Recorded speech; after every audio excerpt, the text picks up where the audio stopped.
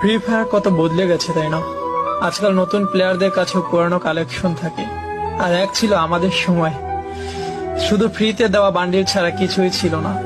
যখন বাকি তিনজন মিলে সাদা অ্যাডাম বান্ডিল পরা প্লেয়ারকে চেতাতে থাকতাম, শালা নিজেরাও নুব হতাম, কিন্তু অ্যাডামকে চেতানোর মজাই ছিল আলাদা।